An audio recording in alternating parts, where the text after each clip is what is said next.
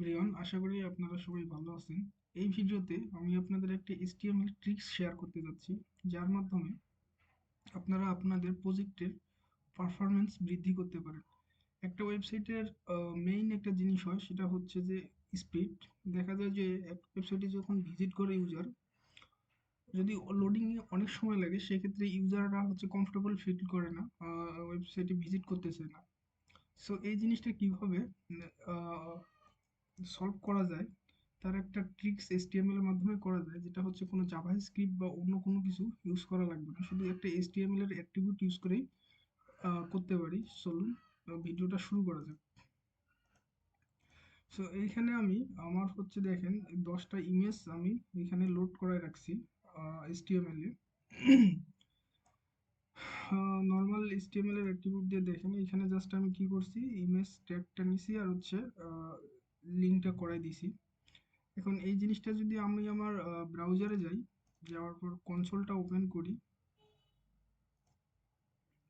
দেখেন কনসোলটা যদি ওপেন করি, কনসোল ওপেন করলে কিছু দেখাচ্ছে না। এখানে যদি আমি একটা রিলোড দেই, দেখা যাবে যে সব ইমেজ একসঙ্গে লোড হয়ে গেছে। এই যে দেখেন, এখানে আমার ইমেজ 1 থেকে 10টা লোড হয়ে গেছে।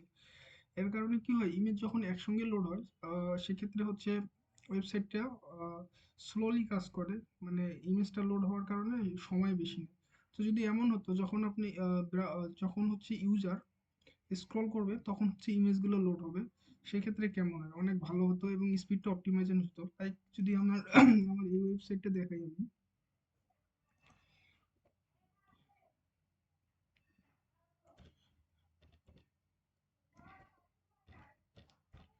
inlightmart.com, এটা আমার একটা ওয়ার্ডপ্রেস ওয়েবসাইট।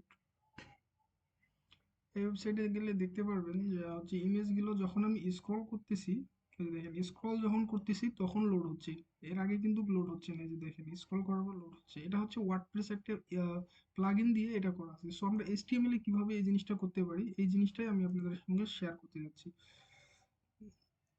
সো এখানে আমি ইমেজের অ্যাট্রিবিউট নাই, যার কারণে এমন করতেছে। সো আমি এটা কমান্ড করে রাখলাম।